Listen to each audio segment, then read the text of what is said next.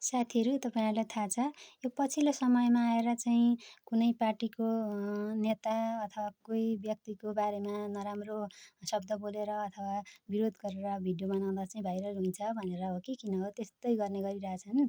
फेसबुकमा होस् टिकटकमा त्यसरी नै बोल्ने, स्ट्याटस लेख्ने र भिडियो बनाउने गरिरहेछन्। त्यसमध्येमा पनि अहिले यो पछिल्लो समयको देशप्रेमी नेता हर्क साङपाङको बारेमा चाहिँ मान्छेहरू धेरै पछि लागेको देखिन्छ र उहाँको बारेमा नराम्रो गाली गर्ने मान्छेहरू पनि धेरै देखिन्छ। म हरेक फेसबुकमा स्ट्याटसहरू हेर्छु।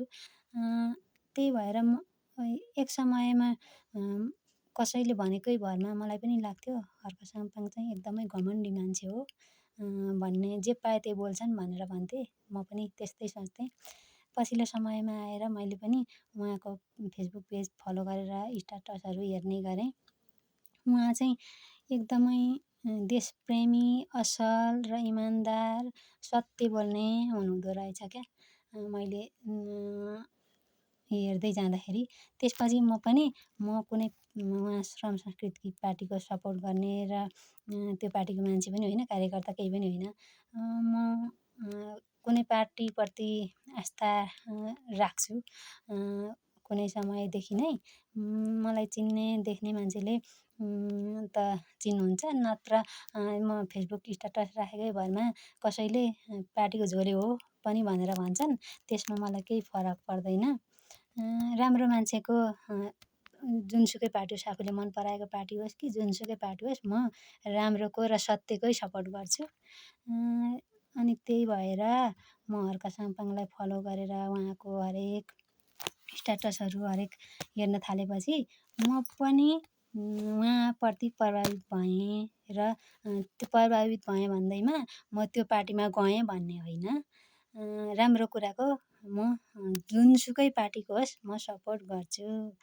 अनि हर्क साङपाङको बारेमा अहिले धेरैले विरोध गर्छन्, धेरैले नराम्रो कमेन्ट गर्छन्, भिडियोहरू बनाउँछन्, उहाँलाई मार्ने धम्कीसम्म पनि आयो। अनि हिजोको यो संसदीय दलको पहिलो बैठक भएको थियो। त्यहाँ उहाँले राखेको एजेन्डाहरू सुन्दाखेरि धेरैलाई प्रभावित बनायो। कति विपक्षीहरू अन्धभक्त हुनुहुन्छ, उहाँहरूले त अझै पनि नराम्रो कमेन्टहरू गर्न छोड्नु भएको छैन।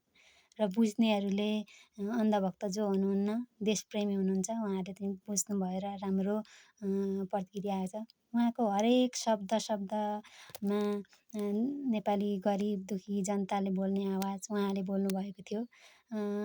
सबैभन्दा यो पृथ्वी रहन्जेलसम्म नेपाल रहनुपर्छ र चन्द्र सूर्य अङ्कित झन्डा रहनुपर्छ।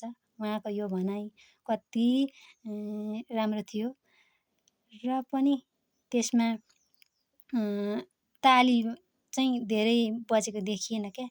अनि नेपाललाई माया गर्ने र नेपाली जनतालाई माया गर्ने नेताहरू त्यहाँ रहेनछन् भन्ने चाहिँ त्यहाँबाट पनि बुझियो।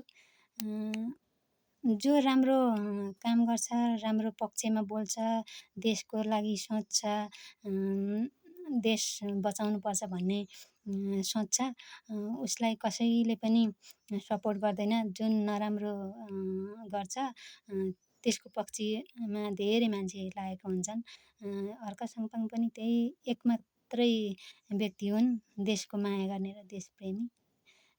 अरू चाहिँ हचुवाको भरमा कोही मन्त्री भए, कोही के भए, तर पनि हर्क साङपाङ जस्तो इमान्दार र सत्य देशप्रेमी नेता चाहिँ यो अहिलेको संसदमा अरू कोही पनि छैनन् जस्तो लाग्यो क्या मलाई।